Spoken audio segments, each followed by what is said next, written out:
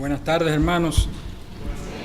Lo bueno del sábado, de este sábado que viene, es que pues, prácticamente el mundial terminó para nosotros los hispanos, porque ya eso es decisión de Europa para allá. Así que yo creo que no va a haber ninguna dificultad en ese aspecto. Terminó ya el mes de la familia. Lo que no concluye aquí es la palabra de Dios, la cual vamos a hacer uso de ella en esta tarde. Les invito a que vayamos a la carta de Efesios y vamos a leer allí 3 versículos que hemos estado leyendo hace mucho tiempo, los versículos del 3 al 5. Efesios 4, del 3 al 5. Dice la palabra de Dios: solícitos en guardar la unidad del Espíritu en el vínculo de la paz, un cuerpo y un espíritu, como fuisteis también llamados, en una misma esperanza de vuestra vocación, un Señor, una fe, un bautismo. Padre, gracias te damos, Señor. Qué bueno es abrir tu palabra, el poder deleitarnos en ella, el poder consumir de este alimento espiritual que tú nos provees. Que tu Santo Espíritu, Señor, nos dirija y que nos ministre en todo lo que se haga en este momento, en Cristo Jesús. Amén. Hermanos, nos hemos movido bien lento en estos primeros versículos del capítulo 4 de Efesios. Yo no tenía esa intención, pero no sé, pienso que sentí esta motivación espiritual de compartir con ustedes un conocimiento más amplio y más detallado de cada uno de estos 7 fundamentos de la unidad espiritual. Y es con un propósito en mente, y es motivarnos a ser, como dice el mismo apóstol, ser solícitos en guardar la unidad del Espíritu en el vínculo de la paz. Esto es algo que Dios nos manda a nosotros a mantener firmemente con todos los que estamos en Cristo. Recordemos una vez más que esta unidad espiritual no es algo que no es algo que tú hayas hecho, sino Dios, la cual se define en la iglesia a través, ya lo hemos visto, a través de un cuerpo, a través de un espíritu, una esperanza, un Señor, una fe, un bautismo y un Dios y Padre de todos. Cada uno de nosotros que estamos en Cristo compartimos estos 7 elementos. Es importante tener en cuenta esto. No puede faltar ninguno de ellos. Los 7 tenemos que compartirlo si estamos en Cristo. Entonces decimos que hay un solo cuerpo, que es la iglesia, porque hay un solo espíritu, el Espíritu de Dios, que mora en cada uno de nosotros y en todos nosotros. Vemos también que hemos sido llamados a una misma esperanza, la cual es parte de la herencia de nuestro llamado a la salvación. También tenemos un Señor en quien confiamos, tenemos un Señor al cual pertenecemos, un Señor al cual somos conformados. Y no vivimos aislados, porque al estar unidos en Cristo, estamos unidos unos a otros en Cristo. ¿Se entiende eso? Este Señor es donde está puesta nuestra fe. Es así, no puede estar puesta en otro más, en este Señor que tenemos. Y eso fue de lo que hablamos la vez pasada, de esta fe. Somos identificados por una misma señal o un símbolo, que es el bautismo, del cual vamos a hablar hoy. Y conocemos a un Dios y Padre, el cual es sobre todos y por todos y en todos, como dice el apóstol. Hermanos, una de las satisfacciones más grandes que el apóstol Pablo tuvo fue ver el fruto de la palabra de Dios en tantas gentes a las cuales él predicó. él también vio cómo el poder del Espíritu Santo convenció a cada una de estas personas, convenció de pecado por medio de la palabra de Dios. Y todo este tiempo que hemos estado hablando, o estamos exponiendo esta carta a los Efesios, hemos podido notar el énfasis que el apóstol hace a sus lectores sobre la importancia de entender lo que significa estar en Cristo. Tanto es así, fíjese que es muy raro que Pablo se refiera a los creyentes como cristianos. Él decía que son personas que están en Cristo. Personas que están en Cristo. ¿Por qué? Porque antes estaban sin Cristo. Ahora, ¿qué hay con todo esto, o con todo este asunto de estar en Cristo? ¿Por qué es tan importante para nosotros saber esto y entenderlo bien? Pues bien, nosotros sabemos que muchas personas hoy en día se identifican como cristianos porque dicen, bueno, yo soy cristiano porque no soy judío, yo soy cristiano porque no soy musulmán, o yo soy cristiano por la razón que sea. Entonces, esto nos lleva a preguntarnos a nosotros, ¿cuál es la esencia de la fe cristiana o el cristianismo? ¿Cuál es la esencia del cristianismo? Y Pablo nos da esta respuesta una y otra vez. La esencia de la fe cristiana es estar unido en Cristo por fe.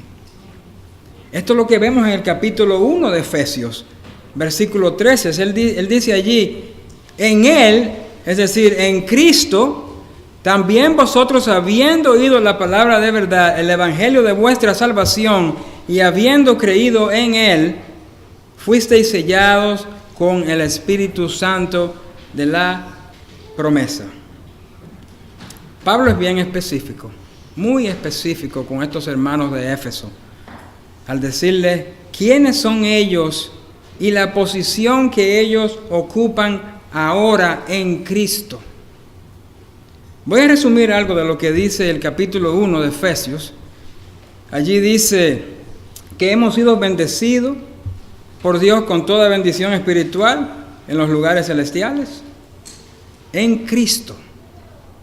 Él nos escogió para adopción como hijos, para sí, mediante Cristo, para alabanza de la gloria de su gracia que gratuitamente ha impartido sobre nosotros en el amado, es decir, en Cristo.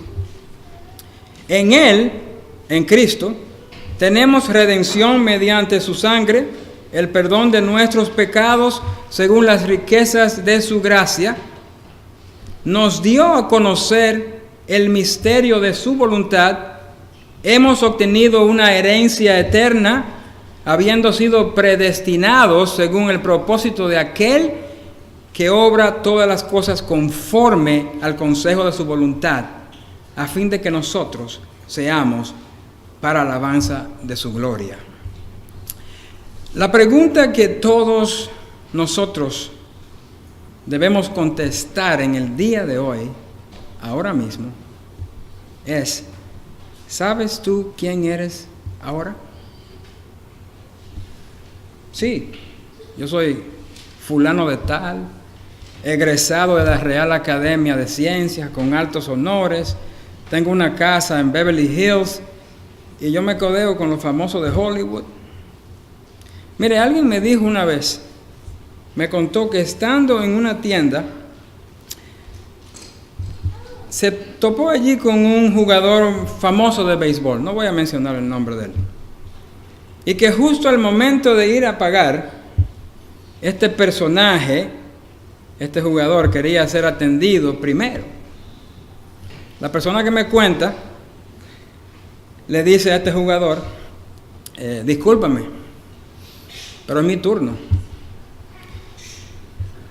Y entonces este jugador le dice a la persona, ¿y tú no sabes quién soy yo? Y la persona lo que le contesta es esto: sí, yo sé quién tú eres, pero allá atrás está la cola, así que va a ser tu turno como todo el mundo. Mire, Algunos podríamos pensar, cuando escuchamos esto, bueno, que esta persona sí es tonta, se perdió la oportunidad de pedirle su autógrafo a esta persona, de dejarlo pasar, o si hubiera tomado un selfie con él y lo hubiera puesto en las redes sociales, ya usted sabe cómo eso hubiera rodado por ahí. En realidad, uno debe preguntarse, más bien, ¿por qué yo debería rendirle reverencia a la fama de otros cuando ahora yo tengo un nuevo Señor? Los famosos, estas personas que son famosos, sufren de narcisismo. Narcisismo es una conducta o manía típica del narciso, que es un adjetivo que proviene de ese personaje mitológico llamado Narciso, y hace referencia al hombre que se evalúa de hermoso, que está enamorado de sí mismo o que cuida demasiado su contextura. Entonces, una persona narcisista es aquella persona que siente complacencia excesiva de sus facultades propias, una persona que siente admiración excesiva por sí mismo. Ahora, ¿existe narcisismo en la iglesia? ¿Existe narcisismo en el mundo cristiano? Por supuesto que sí. Nosotros lo podemos ver en aquellos pastores, obispos o maestros que alcanzan mucha popularidad y les gusta llegar a los lugares con su sotana o traje pastoral para que los reciban a ellos como reverendos, pastor de tal iglesia, doctores en teología. Y usted lo ve que ellos reciben un trato preferencial, le asignan un parqueo, asiento de primera fila y chequeo privado en los aeropuertos. Eso es narcisismo.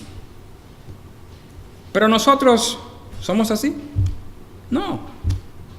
Claro que no. Nosotros no somos nada de eso. Nuestra identidad no tiene que ver con nuestra raza, no tiene que ver con nuestros logros, no tiene que ver con ninguna posición social o clerical que hayamos alcanzado. Pablo escribió a los filipenses que él estimaba todos esos logros personales que él tuvo, él los estimaba como pérdida por amor a Cristo, y que toda esa gloria que él podía recibir o tener en sí mismo, la tenía ¿por qué? Por basura. Así es. Nada de eso, nada de lo que usted tenga, nada de sus dotes, de lo que usted haya alcanzado es relevante ahora. Nada de eso interesa. Tenemos una nueva identidad totalmente diferente a lo que nosotros éramos. Ahora, ¿por qué yo estoy haciendo tanto énfasis en esto de estar en Cristo? Porque la realidad de lo que somos en Cristo, la realidad de lo que somos en Cristo, es una realidad compartida. Porque la misma gracia que nos une o que nos ha unido en Cristo, en la cual tenemos comunión unos con otros, es lo que Pablo está tratando de enfocar desde el principio de este capítulo 4, en donde nos insta a ser solícitos en guardar la unidad del Espíritu en el vínculo de la paz, con toda humildad y mansedumbre, soportándoos con paciencia los unos a los otros en amor. En Cristo formamos este cuerpo de creyentes en donde cada uno de nosotros es un miembro activo de este cuerpo, con un espíritu, una misma esperanza, un Señor, una fe, un bautismo, y aquí nos paramos, un bautismo que indica quiénes somos en Cristo. Pero un bautismo ¿en qué sentido? ¿En qué sentido? Pablo cita aquí que hay un solo bautismo, como parte del fundamento de la unidad espiritual de los que estamos en Cristo. Aunque hayan prácticas específicas de bautismo que difieren entre muchas iglesias. Entonces es muy importante entender aquí lo que Pablo se refiere cuando él dice un bautismo. Durante la historia cristiana hemos visto que el bautismo ha sido una práctica que ha generado muchos desacuerdos, aún entre nuestras congregaciones, en cuanto a quién debe ser bautizado, cuándo debe ser, cómo debe ser, si es en piscina, en agua, en lago, en lo que sea. Yo no creo que estos hermanos de Éfeso, a los cuales Pablo escribía, hayan tenido este tipo de debates en cuanto al bautismo. Nosotros hemos de imaginar que ellos ya sabían lo que pasaba cuando alguien era sumergido en el agua. No creo que ellos se preguntarían ¿qué quiere decir Pablo aquí ahora con esto de un bautismo? Puede ser que sí, pero no tenemos ninguna evidencia bíblica de que ellos se hayan cuestionado esto. ¿Qué significa la palabra bautismo? La palabra bautismo significa inmersión. Bautizar es sumergir, específicamente en agua. La inmersión por agua es simplemente, hermanos, una señal que simboliza que estamos unidos a Cristo. Mire, cuando uno es sumergido en las aguas, aquellos que han pasado por este proceso, representa el hecho de que hemos sido o hemos muerto con Cristo. Y cuando salimos del agua, apunta al hecho de que hemos sido resucitados con Cristo y al mismo tiempo representa un testimonio de esa unión con Cristo ante los testigos que están ahí presentes. Es como el matrimonio, ¿verdad que sí? El matrimonio, yo dejé mi anillo. Eso no quiere decir que yo no estoy casado. Yo usualmente uso un anillo aquí en mi dedo anular. Pero eso no lo estoy usando ahora. ¿Estoy casado? Sí, estoy casado. El anillo de boda es solamente para indicar que estoy casado.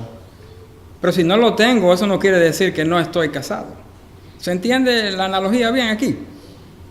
Cuando Pablo dice aquí que un bautismo, habla aquí de un bautismo, en Efesios 4:5, y yo creo que ya muchos de nosotros nos hemos dado cuenta que él no se está refiriendo aquí a la práctica visible, al hecho de sumergir a alguien en el agua, o el acto físico ese de inmersión, sino que se está refiriendo a lo que él escribe en 1 Corintios, y vayamos allá, 1 Corintios capítulo 12, versículos del 12 al 13, cuando él habla de los dones espirituales y del cuerpo cuya cabeza es Cristo. 1 Corintios 12, versículo 12. ¿Qué leemos allí? Porque así como el cuerpo es uno y tiene muchos miembros, pero no todos los miembros del cuerpo, siendo muchos, son un solo cuerpo, así también Cristo. Porque por un solo espíritu fuimos todos bautizados en un cuerpo, sean judíos o griegos, sean esclavos o libres, y a todos se nos dio a beber de un mismo bautismo, de un mismo espíritu, perdón. Fíjese que se está hablando aquí, cuando él dice, por un solo espíritu fuimos bautizados en un cuerpo, se está hablando aquí de una conjugación pasiva y no activa. Usted recibe la acción, no la hace, no la ejecuta. Es decir, es algo que tú y yo no hicimos. Nosotros no hicimos eso, sino algo que Dios llevó a cabo. Y eso fue lo que vimos en Efesios 1:13, cuando él dice, en él, en Cristo, también vosotros, habiendo oído la palabra de verdad, el evangelio de vuestra salvación, y habiendo creído en él, fuisteis sellados con el Espíritu Santo de la promesa. O sea, no es simplemente que fuimos perdonados, lo cual sí sucedió así, sino que lo maravilloso es que nuestra vida entera fue transformada porque fuimos movidos, hermanos, de un dominio, o sea, el dominio del pecado, a otro dominio, el dominio del Señor. Sumergidos por el poder del Espíritu Santo en un mismo cuerpo cuya cabeza es ¿quién? Cristo. Es decir, ha habido una transformación espiritual por medio del Espíritu Santo y hemos sido llevados a una relación con Cristo. Esto es lo que nosotros debemos entender aquí cuando Pablo dice un bautismo. Y esto es un acto que se ha dado en todos los que estamos en Cristo. De manera interna. Interna, usted no ve eso. Manera interna. Pero es simbolizado a través del bautismo cuando somos sumergidos en el agua. Un símbolo. El acto del bautismo por agua no es un asunto, o es un asunto individual, sí, es un asunto individual. Pero el espiritual, el bautismo espiritual es una realidad compartida en todos los que estamos en Cristo. El bautismo espiritual ocurre en el momento de nuestra conversión. Ahí es cuando ocurre eso, en el momento de nuestra conversión. O sea, cuando yo fui a casarme, me casé con mi esposa, ahí fue que yo quedé casado. No fue después que me pusieron a mí el anillo. El anillo solamente simboliza esa unión. Ahora, si vamos a Romanos, vamos a movernos a Romanos 6, capítulo 6. Vamos a estar leyendo ahí unos cuantos versículos. Y ahí podemos profundizar un poco más en lo que he estado diciendo referente a un bautismo. Romanos 6, versículo 1. ¿Qué pues diremos? ¿Perseveraremos en el pecado para que la gracia abunde?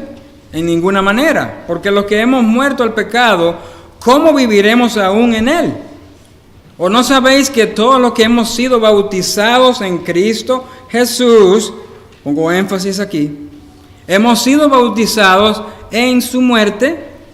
Porque somos sepultados juntamente con él para muerte por el bautismo, a fin de que como Cristo resucitó de los muertos por la gloria del Padre, así también nosotros andemos en vida nueva. Porque si fuimos plantados juntamente con él en la semejanza de su muerte, hablando aquí de Cristo, así también lo seremos en la de su resurrección, sabiendo esto, que vuestro viejo hombre fue crucificado juntamente con él, para que el cuerpo del pecado sea destruido, a fin de que no sirvamos más al pecado, porque el que ha muerto ha sido justificado del pecado. Y si morimos con Cristo, creemos que también viviremos con él, sabiendo que Cristo, habiendo resucitado de los muertos, ya no muere, la muerte no se enseñorea más de él, porque en cuanto murió, al pecado murió una vez por todas, mas en cuanto vive, para Dios vive.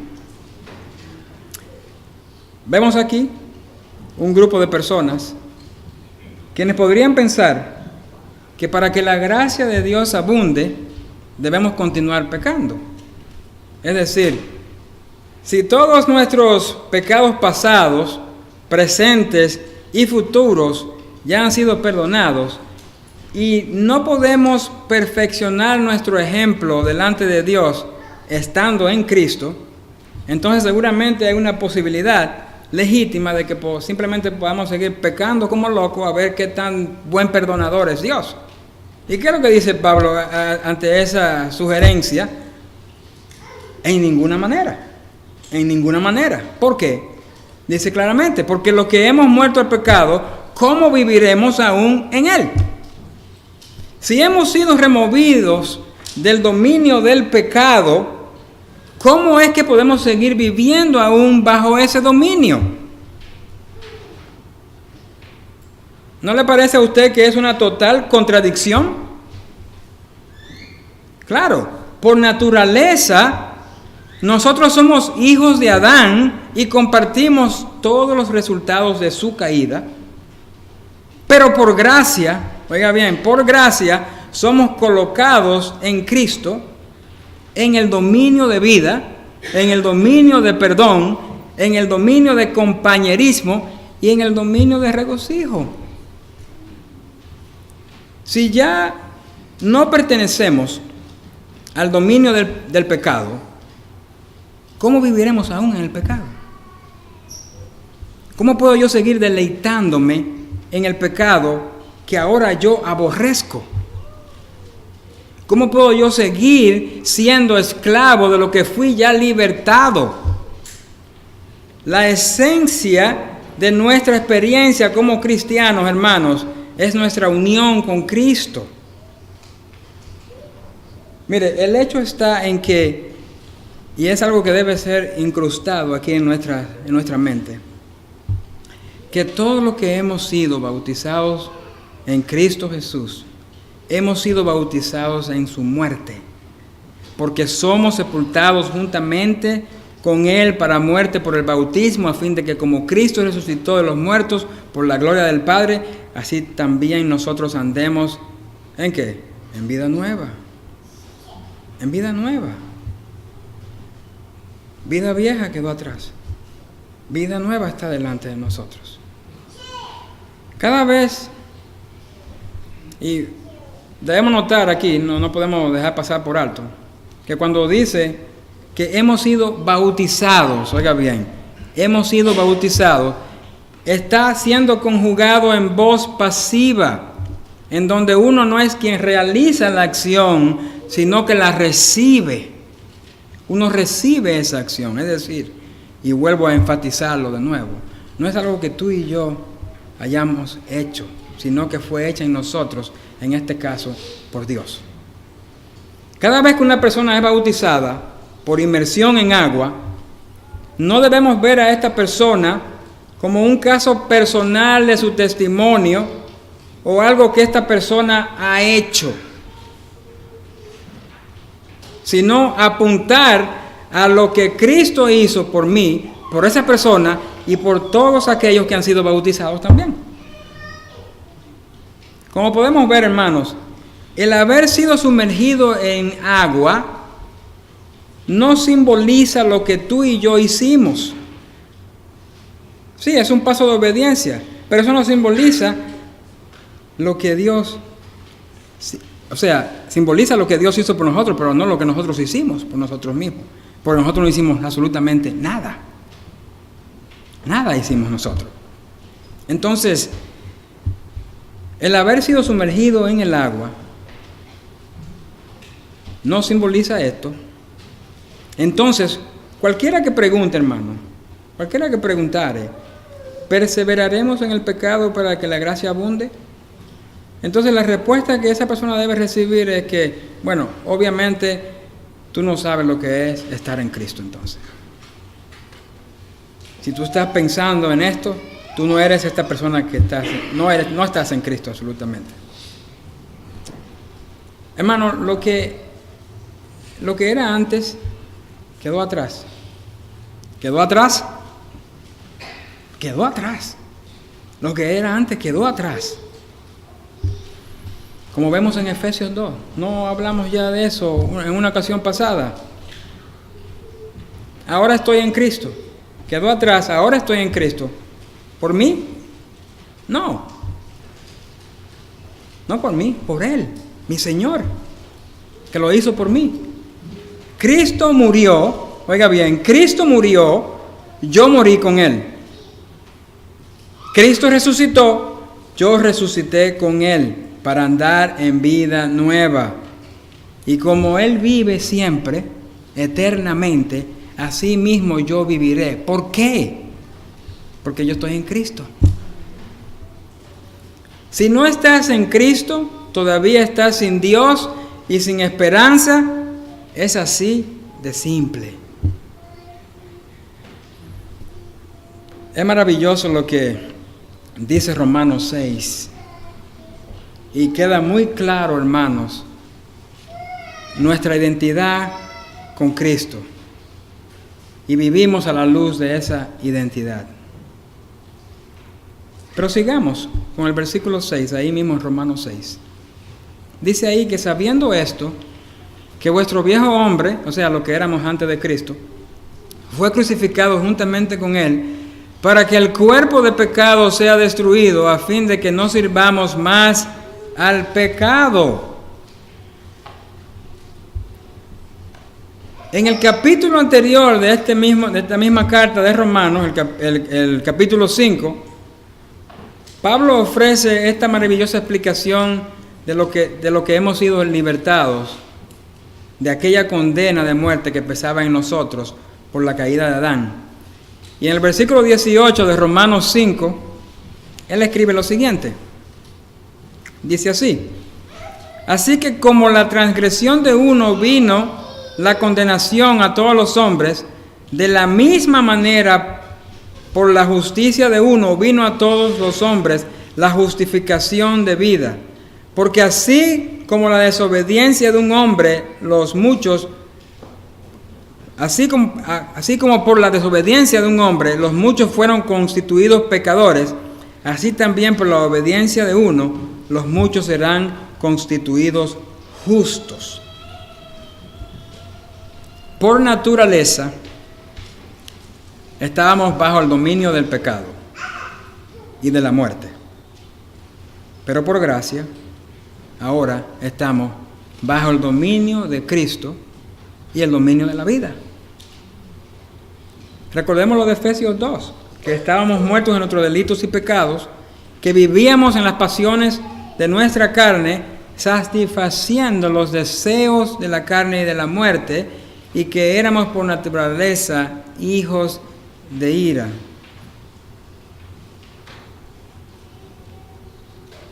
Yo no sé ustedes, pero que no se nos ocurra nunca decir, hermanos, no, yo no era así de malo.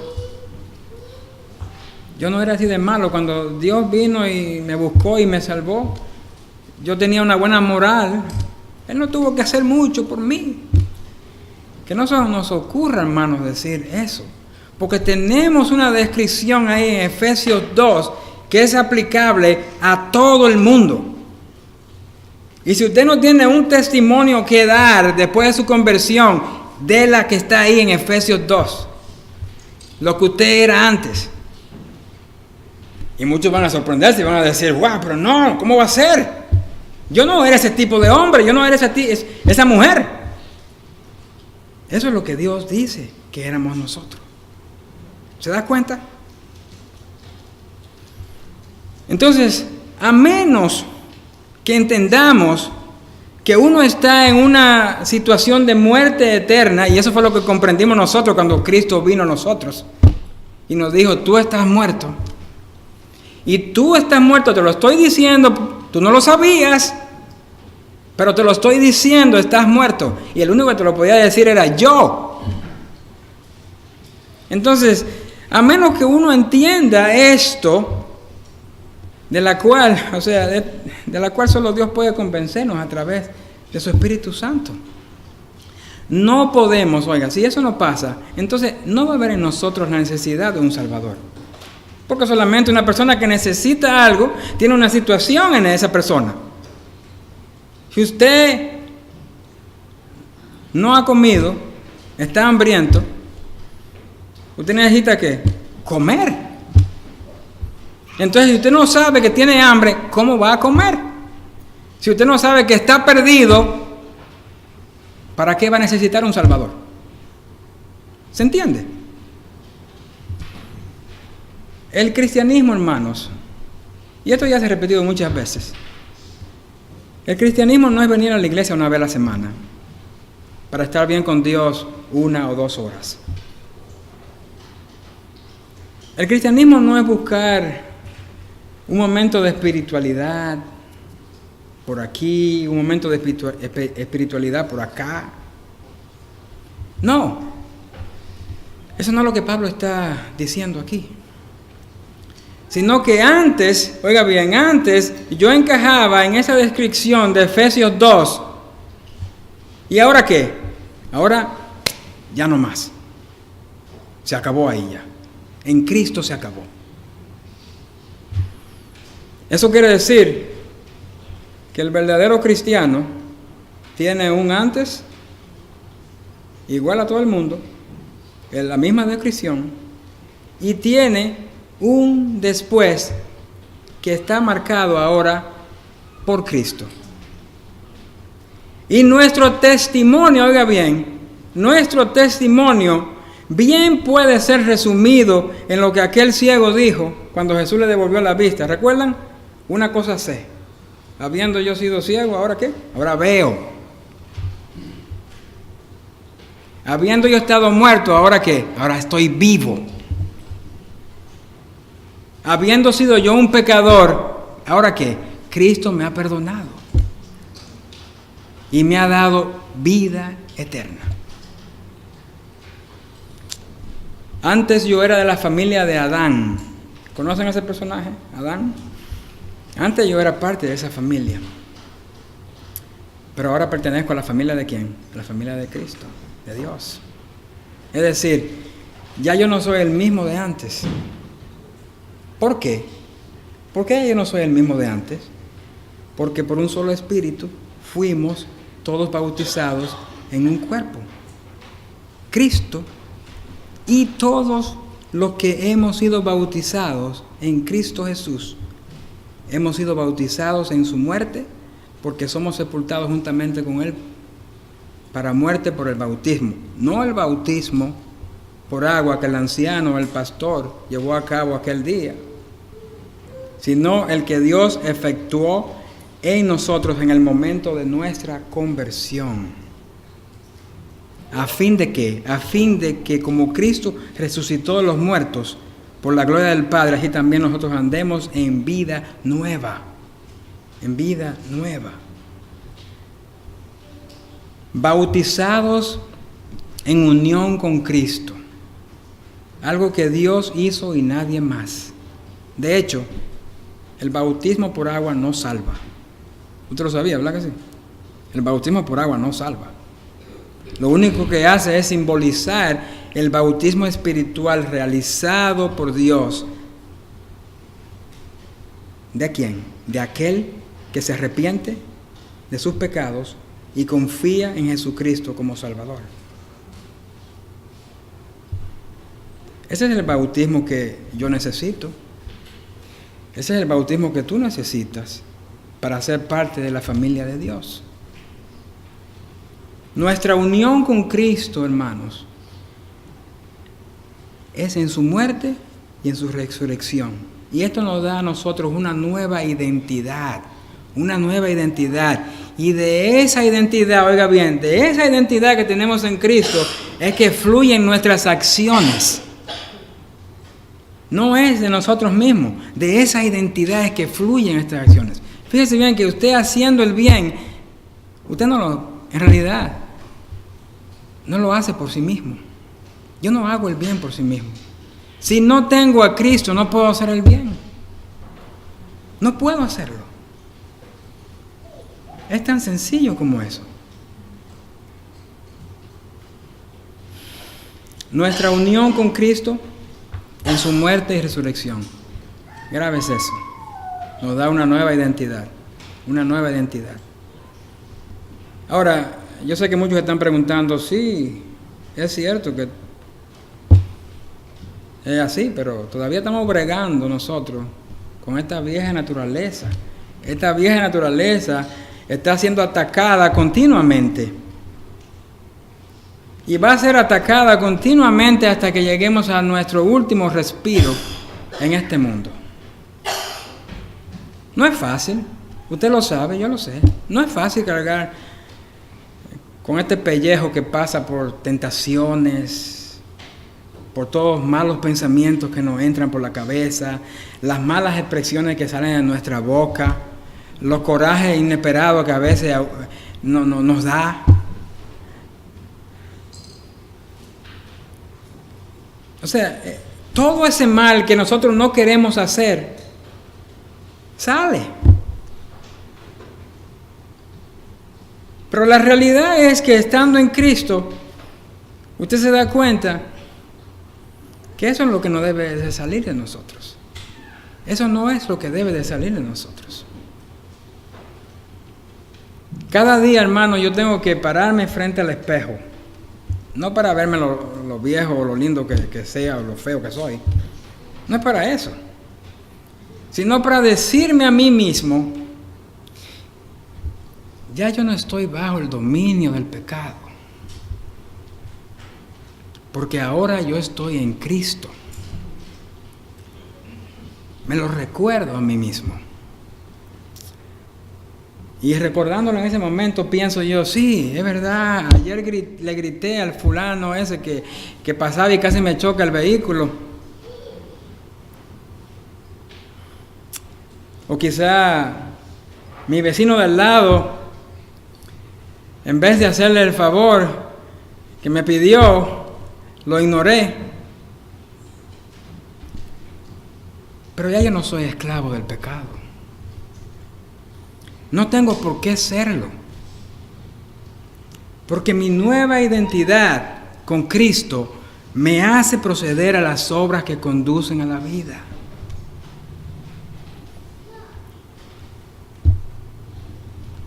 Pablo dice en Romanos 6:22, mas ahora que habéis sido libertados del pecado, y hechos siervos de Dios, tenéis por vuestro fruto la santificación y como fin la vida eterna. El Espíritu Santo de Dios, a través de su palabra, hace posible en nosotros la santificación. Nuestro espíritu necesita ser alimentado por la palabra. Y eso es lo que siempre decimos desde acá. ¿Qué decimos? Vayamos a las Escrituras. Vayamos a la Biblia. Porque las Escrituras, la Biblia, es nuestro mapa espiritual. Es nuestro alimento. Es nuestro manual de instrucciones. Este manual de instrucciones que Dios utiliza por vía del Espíritu Santo para santificarnos.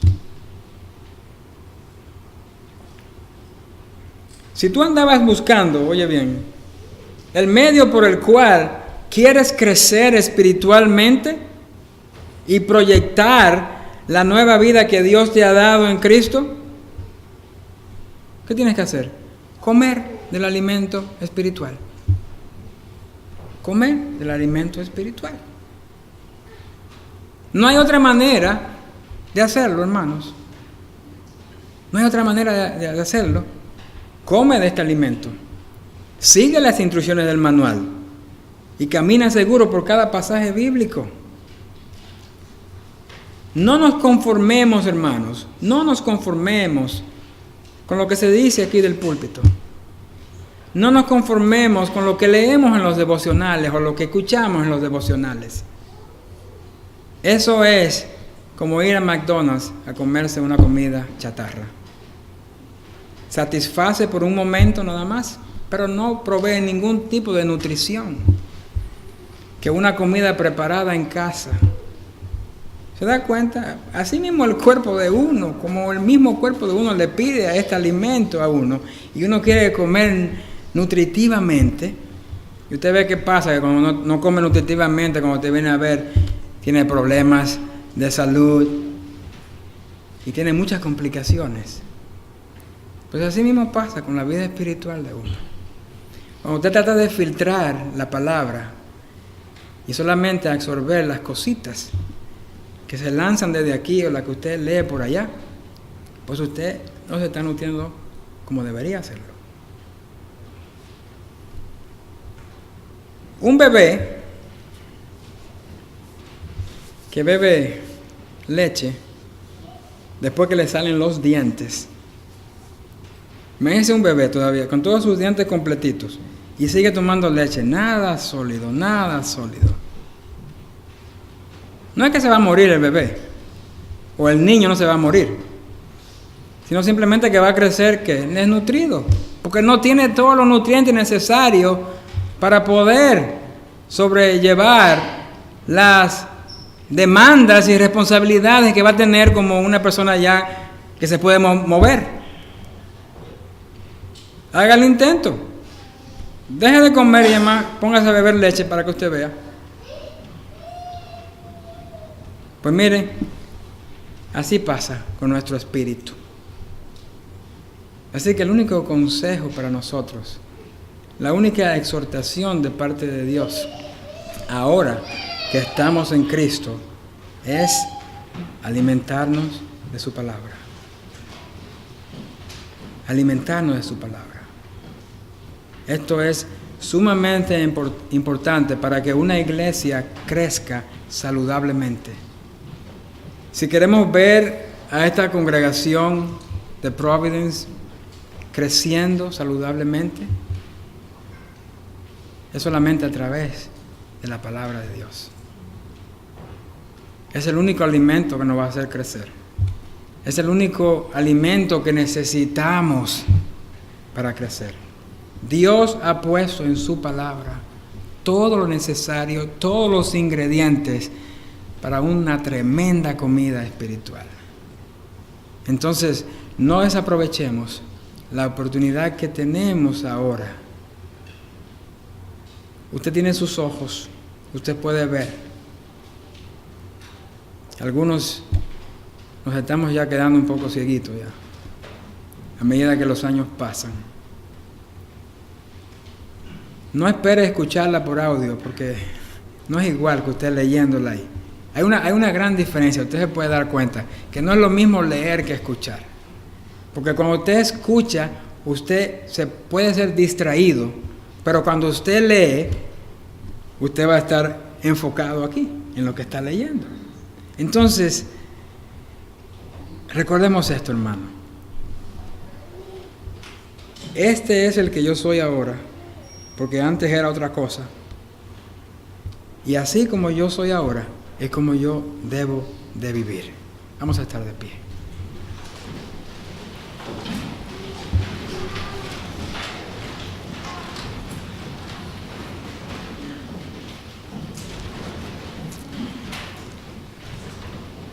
Mi Dios y Padre Celestial, qué maravilloso es poder encontrar en tu palabra nuestro apoyo, nuestro sustento, para continuar, Señor, en este camino tuyo.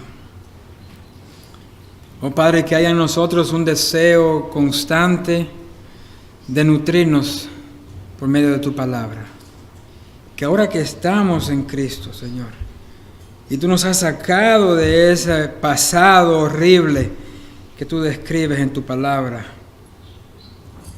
ahora en esta vida nueva, estando en Cristo, oh Señor, podamos seguir creciendo por medio de la dirección de tu Santo Espíritu a través de tu palabra.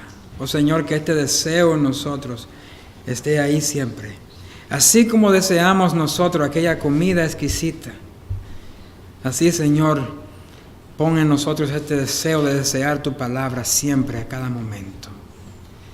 Dirígenos, Señor, por medio de tu Santo Espíritu. Favores que te lo pedimos en Cristo Jesús, Señor nuestro. Amén. El Señor le bendiga, hermanos.